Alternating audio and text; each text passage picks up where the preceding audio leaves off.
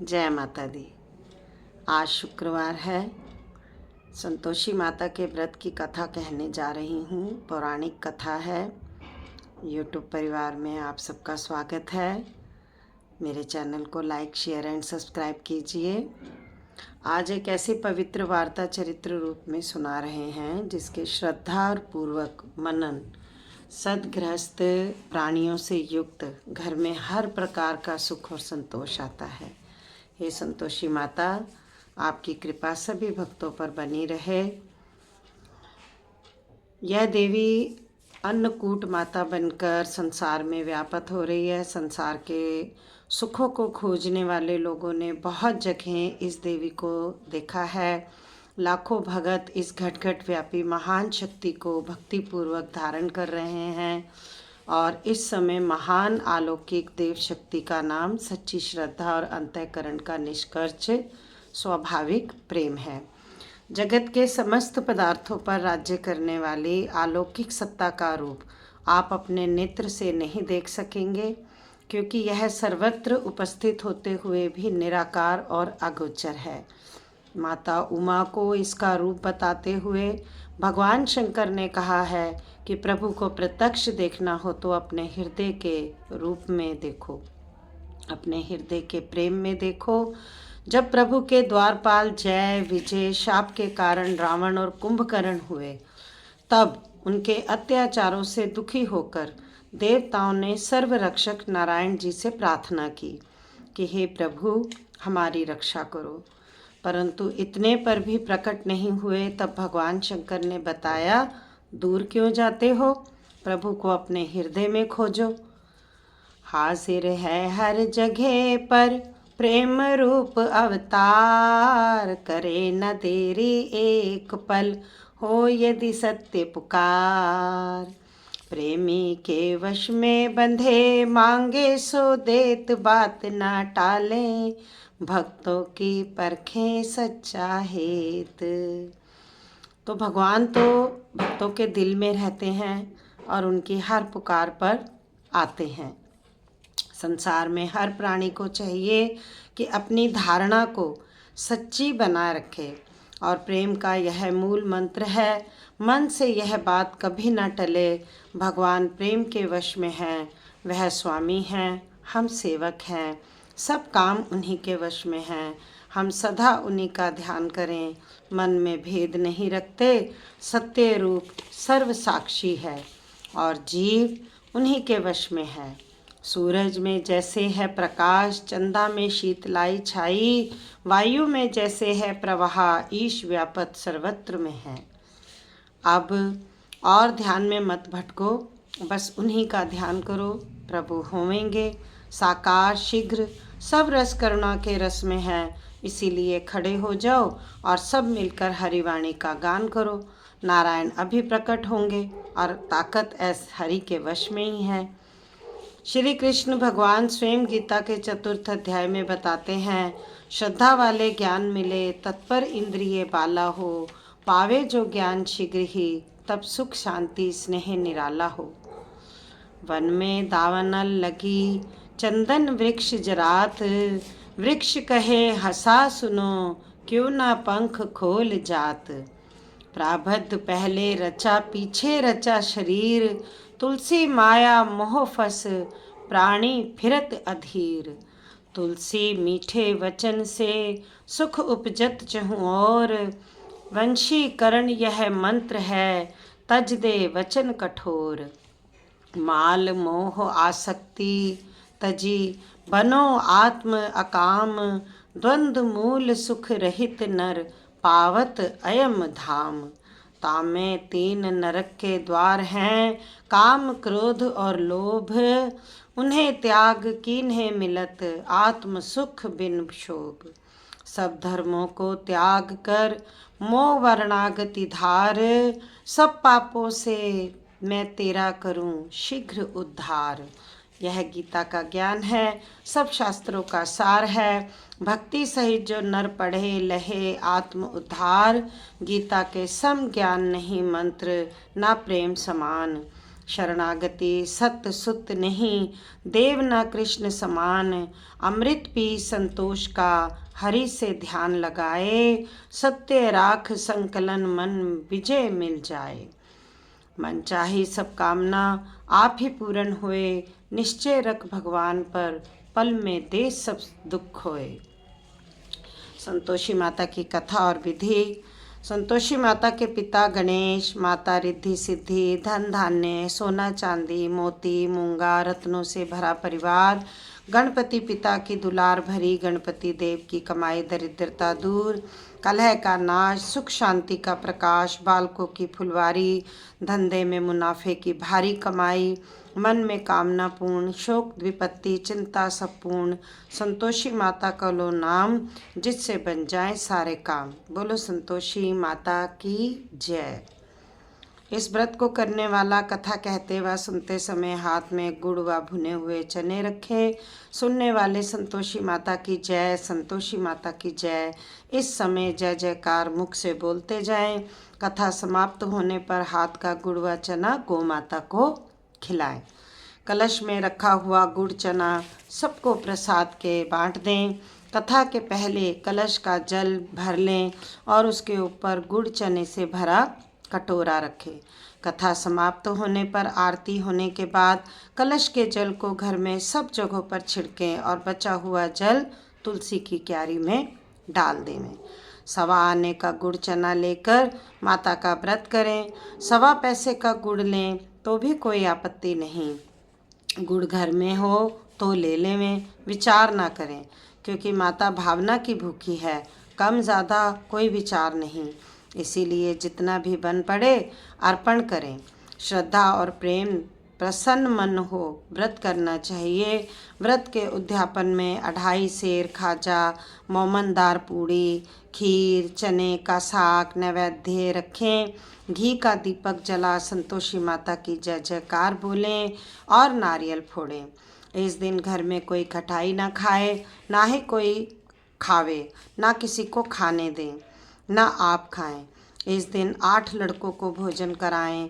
देवर जेठ घर कुटुंब के लड़के मिलते हों तो दूसरों को बुलाना नहीं। कुटुंब में ना मिले तो ब्राह्मणों के, रिश्तेदारों के, पड़ोसियों के लड़के बुलाएं। उन्हें खटाई की कोई वस्तु ना दें तथा भोजन कराकर यथाशक्ति दक्षिणा देवें। नगद पैसा ना दें, कोई वस्तु दक्षिणा में दें। व्रत करने वाला तथा कथा सुन प्रसाद ले, एक समय भोजन करें। इस तरह से माता अत्यंत खुश होगी और दुख दरिद्रता दूर होकर मनोकामना पूरी होगी। बोलो माता संतोषी की जय, संतोषी माता की जय। कथा प्रारंभ करेंगे अब। अभी इससे पहले मैंने आपको कथा का सारा महत्व समझा दिया। संतोषी माता के व्रत कैसा रखना है, कैसे करना है, खटाई नहीं खानी है, उद्यापन कैसे करना है। बोलो संतोषी माता की जय। बोल संतोषी माता की जय। माता की कथा प्रारंभ। एक बुढ़िया थी और उसके 7 पुत्र थे। 6 कमाने वाले थे, एक निकम्मा था। बुढ़िया माँ 6 पुत्रों की रसोई बनाती, भोजन कराती और पीछे से जो बचता वो 7वें को दे देती। परंतु वह बड़ा भला भोला था, मन में विचार ना करता। एक दिन अपनी बहू से बोला, देखा मेरी माँ मुझ पर कितना प्रेम करती है। वह बोली, क्योंकि सबका जूठा बचा हुआ तुमको खिलाती है। वह बोला, भला ऐसा कभी हो सकता है? मैं जब तक आंखों से ना देखूं सच नहीं मानूंगा। बहू ने हंसकर कहा, तुम देख लोगे तब मानोगे। कुछ दिन बाद एक बड़ा त्यौहार आया। घर में 7 प्रकार के भोजन और चूरमा के लड्डू बने। वह जांचने को सिर दर्द का बहाना कर पतला कपड़ा सिर पर ओढ़कर रसोई घर में ही सो गया और कपड़े में से सब देखता रहा। 6 भाई आए आकर भोजन करने और उसने देखा माँ ने उनके लिए सुंदर सुंदर आसन बिछाए, 7 प्रकार की रसोई परोसी है और वह आग्रह करके जिमाती है। वह देखता रहा। 6 भाई भोजन कर कर उठे। माता ने उनकी जूठी थालियों में से लड्डुओं के टुकड़ों को उठाया और एक लड्डू बनाया। जूठन साफ कर बुढ़िया माँ ने पुकारा, उठो बेटा, 6 भाई भोजन करके गए, अब तू ही बाकी बचा है, तू उठ कब खाएगा। वह कहने लगा, माँ मुझे भोजन नहीं करना, मैं परदेश जा रहा हूँ। माता ने कहा, कल का जाता तो आज ही जा। वह बोला, हाँ हाँ, आज ही जा रहा हूँ। यह कहकर वह घर से निकल गया। चलते समय बहू की याद आई। वह गौशाला में कंडे थाप रही थी। वहीं जाकर उससे बोला, हम जावें परदेश को, आवेंगे कुछ काल, तुम रहियो संतोष से, धर्म अपनो पाल। वह बोली, जाओ पिया आनंद से, हमरो सोच हटाए, राम भरोसे हम रहें, ईश्वर तुम्हें सहाय। वह बोला, मेरे पास तो तुम्हें देने के लिए कुछ नहीं, यह अंगूठी है सो ले लो और अपनी कुछ निशानी मुझे दे दो।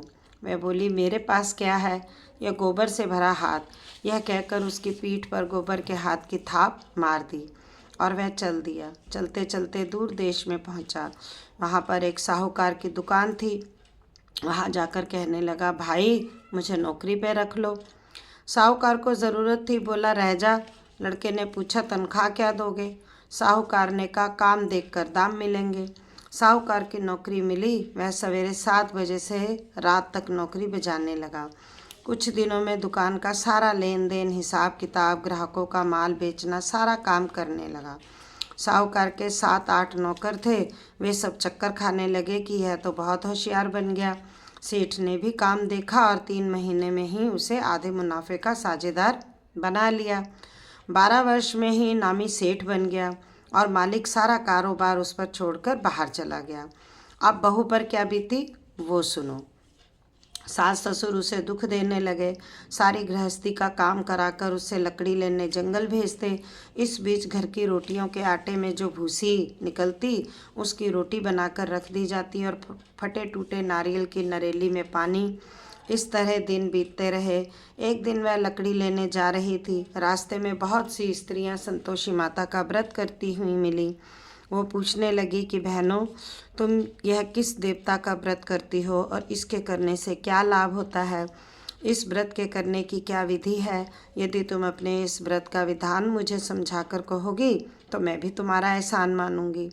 तब उनमें से एक स्त्री बोली, यह संतोषी माता का व्रत है।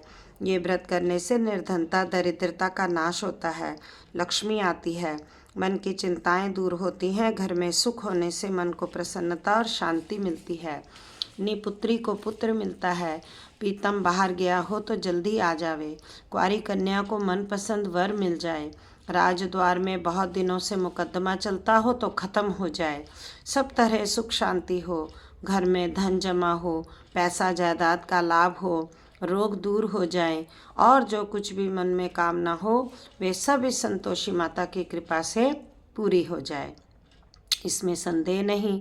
वह पूछने लगी, यह व्रत कैसे किया जाए, यह भी बताओ तो बड़ी कृपा होगी। स्त्री कहने लगी, 1.25 आने का गुड़ चना लेकर, इच्छा हो तो 5.25 आने का या 1.25 रुपये का भी सहूलियत के अनुसार ले लेना, बिना परेशानी। श्रद्धा और प्रेम से जितना बन सके सवाया लेना। 1.25 पैसे से 5.25 आना तथा इससे भी ज़्यादा शक्ति और भक्ति अनुसार लेना।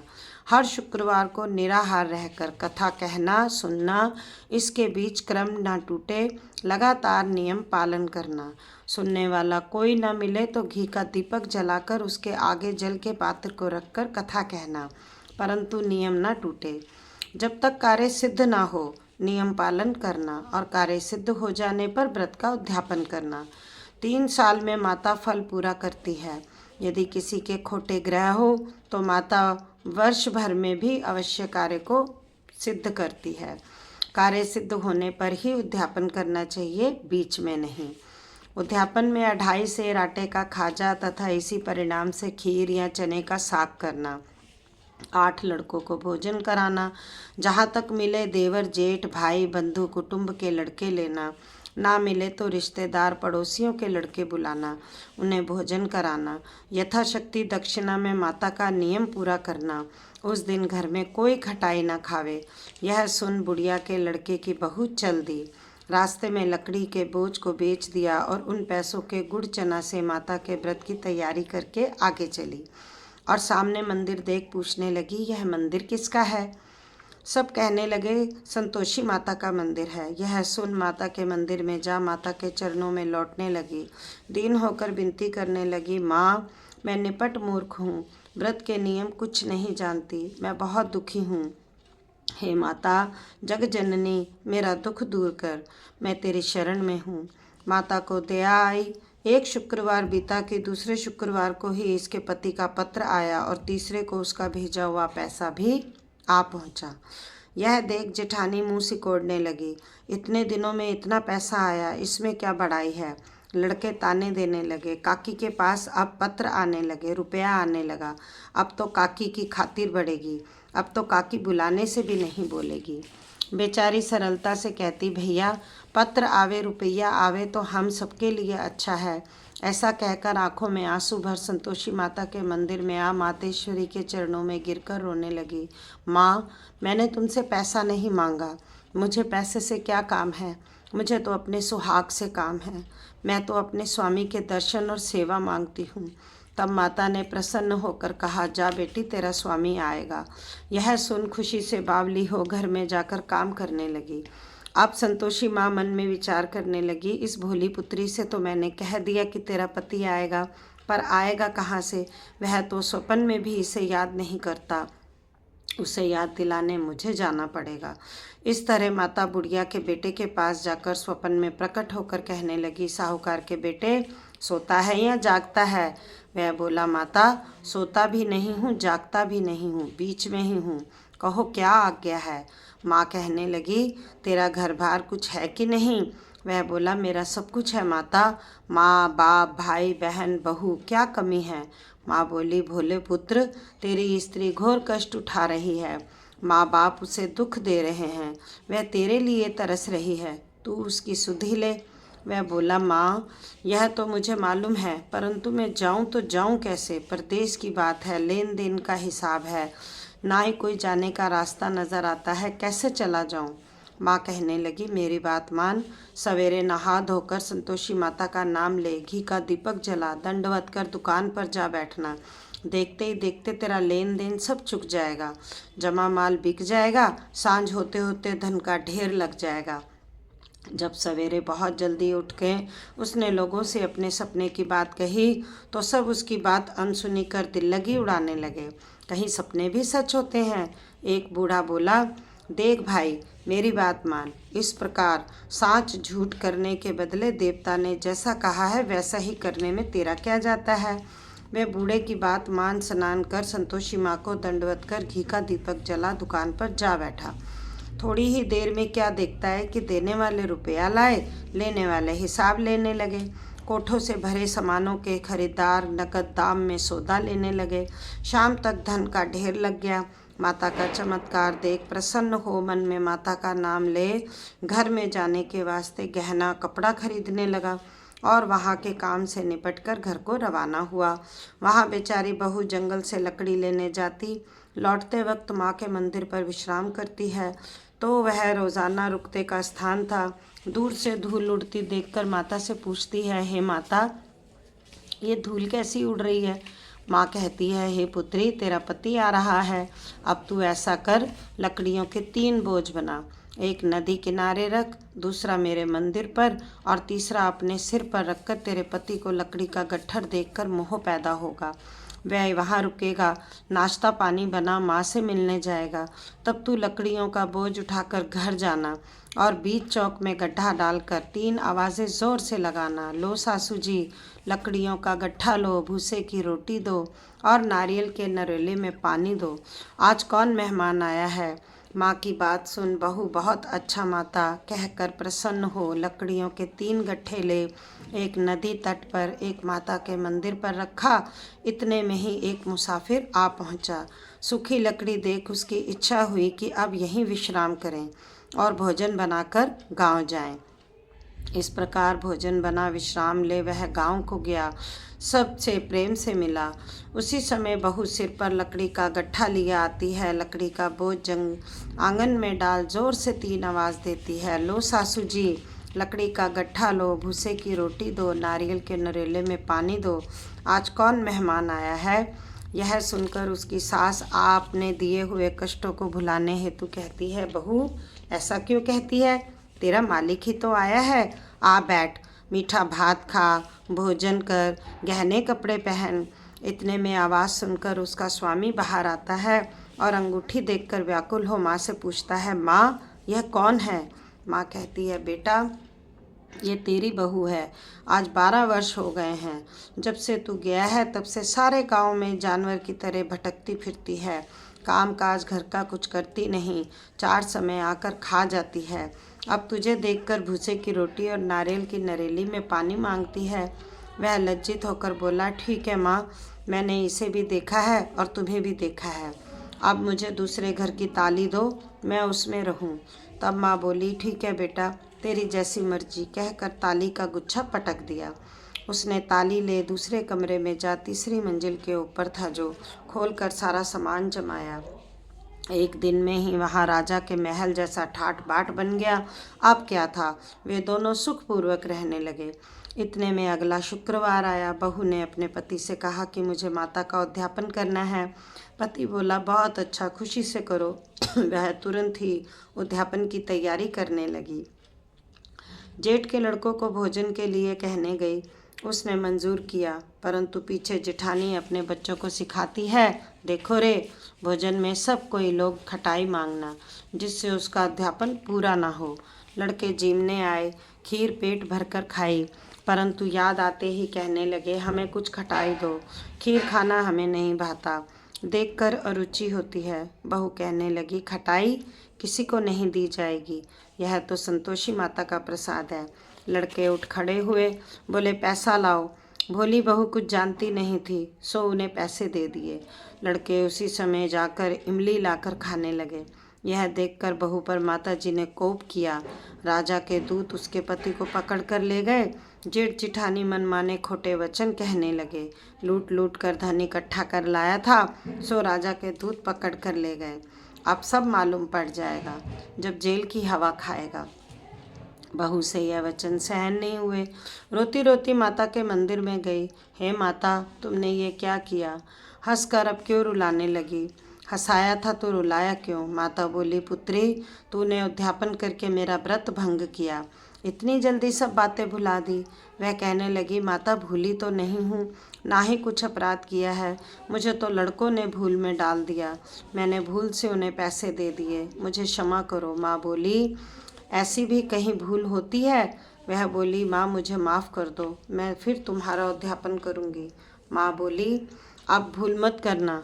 वह बोली, अब भूलना होगी माँ, अब बतलाओ वह कैसे आएंगे? माँ बोली, जा पुत्री, तेरा पति तुझे रास्ते में ही आता मिलेगा।